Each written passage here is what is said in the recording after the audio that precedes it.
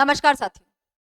साथियों, पाकिस्तान में इस वक्त जिस तरीके की गतिविधियां हो रही हैं, उनको इग्नोर बिल्कुल भी नहीं किया जा सकता और ना ही किया जाना चाहिए, क्योंकि हम दिल्ली ब्लास्ट के समय ऑलरेडी देख चुके हैं कि हमारी खुफिया एजेंसीज और हमारी पुलिस एजेंसीज की सतर्कता की वजह से देश को कितने और बड़े धमाके से बचाया जा सका।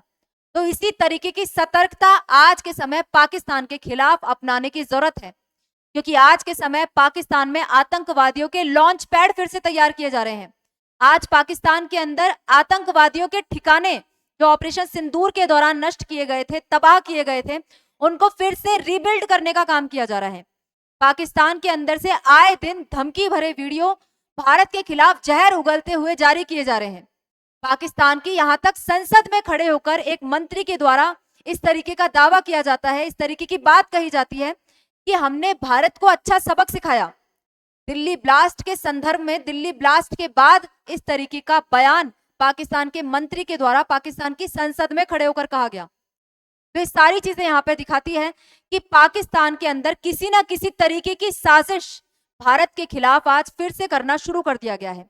और ये सब उस वक्त हो रहा है जब पाकिस्तान के अंदर पाकिस्तान की आर्मी को और ज्यादा ताकतें देने का प्रयास किया जा रहा है। पाकिस्तान के आर्मी चीफ आसिम मुनीर को पहले फील्ड मार्शल के पद पर पहुंचाया गया, फिर फील्ड मार्शल से उनको सीडीएफ बनाया गया। पाकिस्तान में आज के समय परमाणु हथियारों की कमान तक पाकिस्तान की सेना के पास है। चुनी गई सरकार के पास इस वक्त किसी तरीके की पावर नहीं रह गई है। और इतिहास गवाह रहा है, जब भी पाकिस्तान की सेना ज्यादा ताकतवर होती है, भारत के खिलाफ आतंकवादी हमले, भारत के खिलाफ साजिशें पाकिस्तान के अंदर काफी ज्यादा बढ़ जाती है। तो इसी वजह से भारत को इस वक्त सतर्क होने की काफी ज्यादा आवश्यकता है।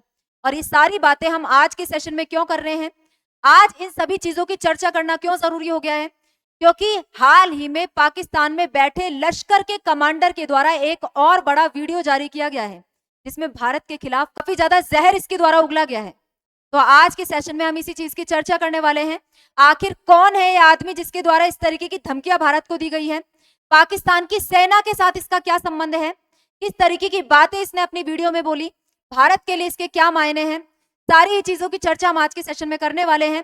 तो चलिए सेशन की शुरुआत करते हैं। मेरा नाम है चारू गुप्ता और मैं स्वागत करती हूँ आप सभी का चारू एजुकेट्स पर।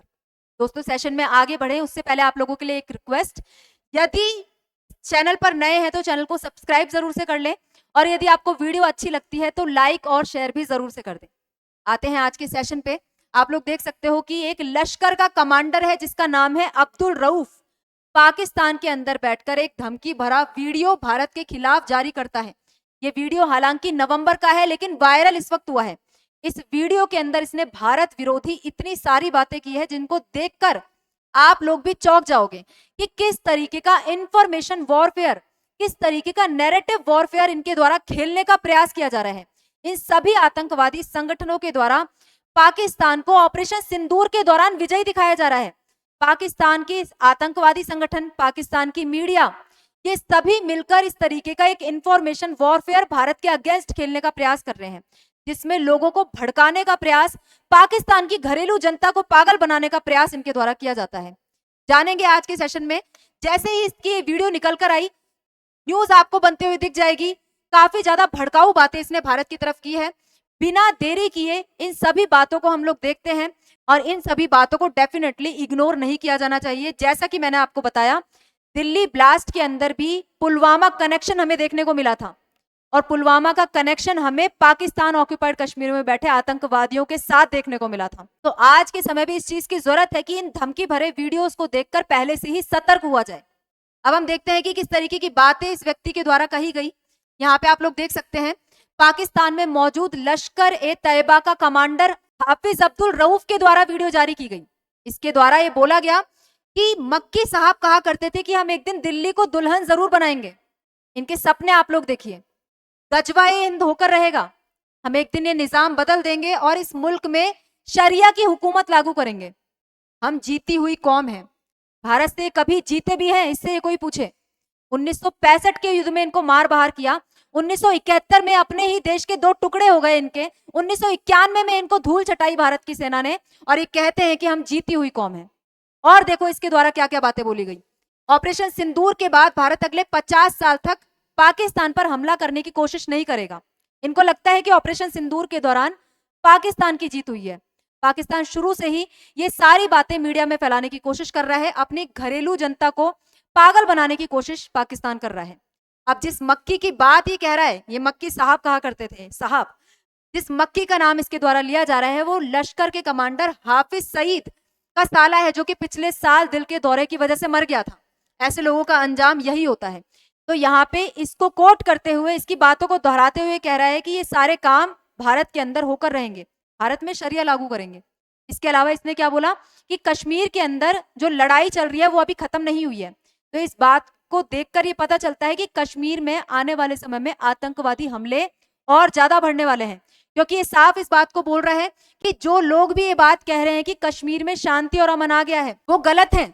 मतलब कश्मीर में अभी और ज्यादा लड़ाई और ज्यादा दंगे होना बाकी है, कहने का मतलब इसका यह है। इसके अलावा भारत की सैन्य ताकत को कमजोर भी बताया। इसने बोला कि भारत के S-400, भारत की मिसाइल सिस्टम, भारत के ड्रोन, ये पाकिस्तान का कुछ नहीं बिगाड़ सकते। लेकिन इन सभी मिसाइल सिस्टम ने, इन सभी ड्रोनों के द्वारा ही पाकिस्तान को ऑपरेशन सिंदूर के दौरान भारत ने धूल चटाई थी। लेकिन ये सब चीजों को इनके द्वारा स्वीकार नहीं किया जाता। अब यदि इस अब्दुल रऊफ की यदि आप बात करोगे तो इसको आप यहाँ पे खड़ा हुआ देख सकते हो। पाकिस्तान की सेना की करतूत का आपको यहाँ पे पता चलेगा। जब ऑपरेशन सिंदूर के बाद जिन आतंकियों को भारत के द्वारा मारा गया था, उनकी नमाज पढ़ी जा रही थी, उनको दफनाया जा रहा था, तब उसकी इनकी नमाज जब पढ़ी जा रही थी तो वो नमाज इस व्यक्ति के द्वारा ही पढ़ी गई थी। अब्दुल रऊफ ने ही इनके जनाजे की नमाज पढ़ी थी। और इसके अंदर आपको पाकिस्तान की सेना के अधिकारी, पाकिस्तान के काफी सारे बड़े बड़े जनरल खड़े हुए दिखाई देंगे। मोहम्मद फुरकान शब्बीर, फैयाज हुसैन लेफ्टिनेंट जनरल है, मेजर जनरल है, IG पंजाब है, एक आतंकवादी के साथ खड़े होकर जनाजे की नमाज आतंकवादियों के जनाजे पर पढ़ी जा रही है। यह है पाकिस्तान। आज के समय सेना को पहचानना और आतंकवादियों को पहचानना पाकिस्तान में बिल्कुल भी पॉसिबल नहीं है। ये दोनों एक ही लगते हैं। सेना के रूप में आतंकवादी छिपे हुए हैं, आतंकवादी के रूप में सेना। इसको पहचानना आज के समय पाकिस्तान में मुश्किल हो गया है। यहाँ पे यदि आप बात करें पाकिस्तान की सेना की, तो वो कह रहे हैं कि रऊफ तो एक आम आदमी है, जबकि रऊफ को अमेरिका तक के द्वारा एक आतंकवादी घोषित किया गया है, अपनी लिस्ट के अंदर शामिल किया गया है। लेकिन पाकिस्तान की सेना इस बात को नहीं मानती। पाकिस्तान की सेना ने क्या कहा, इसको आम आदमी बताकर बचाने की कोशिश की, जबकि ये लश्कर ए तैयबा का खूंखार आतंकवादी है। इसके अलावा यदि आप बात करो पाकिस्तान की सेना की, तो इन्होंने क्या बोला कि आतंकवादियों के जनाजे पर जो नमाज पढ़ रहा है ना, ये इंसान तो एक आम आदमी है, पाकिस्तानी मार्कजी मुस्लिम लीग का मेंबर है, इसके 3 बच्चे भी हैं, इसका ID नंबर तक इनके द्वारा शेयर किया गया। लेकिन ये जो ID डिटेल्स इसकी शेयर की गई, वो अमेरिका के अंदर जो आतंकवादी लिस्ट है अब्दुल रऊफ, उससे पूरी तरीके से मेल खाती है। मतलब यहाँ पे साफ हो जाता है कि ये वही व्यक्ति है जो कि पाकिस्तान की सेना के साथ खड़ा होकर नमाज पढ़ रहा था, और यही वही व्यक्ति है जो लश्कर ए तैयबा का खूंखार आतंकवादी है। तो यहाँ पे पाकिस्तान की सेना का पूरी तरीके से पर्दाफाश हो जाता है। और यहाँ पे अब्दुल रऊफ का इस तरीके का धमकी भरा वीडियो पाकिस्तान से भारत के लिए आना, भारत के खिलाफ आना, ये दिखाता है कि पाकिस्तान की सेना पूरी तरीके से आतंकवादियों के साथ मिलकर काम कर रही है। इसके अलावा यदि आप बात करें, पाकिस्तान में पहली बार नहीं हो रहा है कि इस तरीके की कोई घटना हो रही है, इस तरीके का कोई वीडियो जारी किया जा रहा है। इससे पहले भी लश्कर ए तैयबा का एक उप चीफ सैफुल्ला कसूरी, उसके द्वारा भी भारत के खिलाफ इसी तरीके का वीडियो जारी किया गया था। उसने और अलग तरीके से भारत के खिलाफ जहर उगला था। बोलता है आसिम मुनीर को कि भारत को 10 मई 2025 जैसा सबक सिखाओ। 10 मई 2025 को जब भारत और पाकिस्तान के बीच ऑपरेशन सिंदूर चल रहा था, उसका हवाला देते हुए ये आसिम मुनीर से कहता है कि भारत को सबक सिखाया जाना चाहिए। अब आप सोचिए, किसी आतंकवादी के अंदर इतनी ताकत है कि वो सेना के चीफ को इस तरीके की बात बोले कि भारत को सबक सिखाओ। ये सब पाकिस्तान में ही पॉसिबल है, क्योंकि पाकिस्तान की आर्मी आतंकवादियों के साथ मिलकर काम करती है और भारत के खिलाफ साजिश रचने का काम करती है। इस आतंकवादी के द्वारा, सैफुल्ला कसूरी के द्वारा इस तरीके की बातें बोली गई थी कि हम भारत को ईंट का जवाब पत्थर से देंगे। इसके अलावा भारत जो भी कदम उठा रहा है उसकी कीमत भारत को चुकानी होगी। हम हर जख्म का बदला लेंगे, ईंट का जवाब पत्थर से देंगे, हर कीमत पर अपनी धरती और अपनी जमीन की हिफाजत करेंगे। इनकी धरती जहां पे आतंकवादियों के काफी सारे ठिकाने हैं, ओसामा बिन लादेन भी यहीं पर पाए गए, आतंकवादियों के सभी ठिकाने यहाँ पर पाए जाते हैं। भारत के अंदर मुंबई हमला हो, संसद पर किया गया हमला हो, सभी के जो आरोपी हैं, लश्कर ए तैयबा के कमांडर हैं, सब पाकिस्तान के अंदर से बैठकर ऑपरेट करते हैं। और इनको बचाने की, इनकी हिफाजत की बात तो इसके द्वारा की ही जाएगी। इसके अलावा लश्कर ए तैयबा के डिप्टी के द्वारा और सारी बातें बोली गई थी कि पूरे हिंदुस्तान और हिंदुओं का सफाया होगा, और जब तक ये काम नहीं हो जाता तब तक हम चैन से बैठेंगे नहीं। और ये सारे काम पाकिस्तान के अंदर बैठकर किए जा रहे हैं और पाकिस्तान की सेना इस तरीके की चीजों को सपोर्ट करती है।